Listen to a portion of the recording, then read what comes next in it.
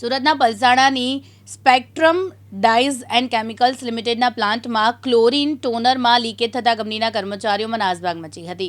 કંપનીના ઇમરજન્સી સંસાધનો, fire brigade, disaster વિભાગ, સીએચસી અને પોલીસ વિભાગના સંયુક્ત પ્રયાસોથી 40 મિનિટની જહેમતના અંતે ગેસ લીકેજ પર કાબૂ મેળવ્યો હતો. ગેસ લીકેજના કારણે સંક્રમિત થયેલા 2 કર્મચારીઓને એમ્બ્યુલન્સ દ્વારા સિવિલ હોસ્પિટલમાં ખસેડ્યા હતા.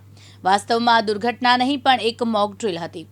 પલસાણાની spectrum dyes and chemical limited gas leakage ઇમરજન્સીમાં ત્વરિત પગલાઓ અને બચાવ રાહત કાર્યની મોક ડ્રિલ યોજાઈ, જે હેતુથી ગેસ લીકેજ જેવા સંભવિત અકસ્માત સમયે કટોકટીના સંજોગોમાં વહીવટીતંત્ર દ્વારા તાત્કાલિક મદદ મળી રહે, સંબંધિત વિભાગોમાં સતર્કતા જાળવવા, જાનહાનિ થતી અટકાવવા માટે તાત્કાલિક સારવાર પૂરી પાડીને અસરગ્રસ્ત વ્યક્તિઓના જીવનની રક્ષા કરવાનો હેતુ હતો. આજના રોજ અમે સ્પેક્ટ્રમ ડાઇઝમાં ક્લોરીન લીકેજની એક આકસ્મિક ઘટના માટે મોકડ્રીલનું અરેન્જમેન્ટ કર્યું હતું.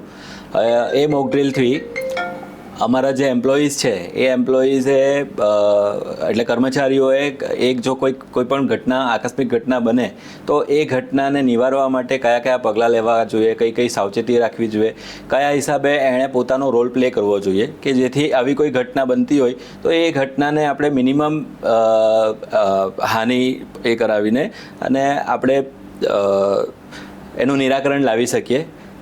તો એ હિસાબની આજે મોકડ્રીલની અમે લોકોએ સ્પેક્ટ્રમ ડાઇઝમાં અરેન્જમેન્ટ કર્યું હતું અને એ લોકલ ક્રાઇસિસ ગ્રુપથી આ મોકડ્રીલનું આયોજન થયું હતું. આ મોકડ્રીલમાં અધિકારીઓમાં કોણ કોણ હતું ને કઈ રીતના હતા? અમારે ફેક્ટરી ડિપાર્ટમેન્ટના આસિસ્ટન્ટ ડાયરેક્ટર સાહેબ જોશી સાહેબ હતા, એમની સાથે વિમલ સાહેબ હતા. ત્યાર પછી GPCB RO regional officer Shrimati Jigna madam હતા. ત્યાર પછી અમારા પલસાણાના એમવી પટેલ સાહેબ મામલતદાર સાહેબ હતા. ડૉક્ટર ઠાકુર સાહેબ કામરેજના મામલતદાર સાહેબ હતા. અમારા એરિયાના પીઆઈ એડી ચાવડા સાહેબ હતા અને મેડિકલ તરફથી ડૉક્ટર મધુકુમાર અને કામરેજથી પણ ડૉક્ટર સાહેબ આવ્યા હતા. આટલા અધિકારીઓનો અમને અહીંયા સપોર્ટ મળ્યો હતો. રમેશ ખંભાતી, દિવ્યાંગ ન્યૂઝ, પલસાણા, સુરત.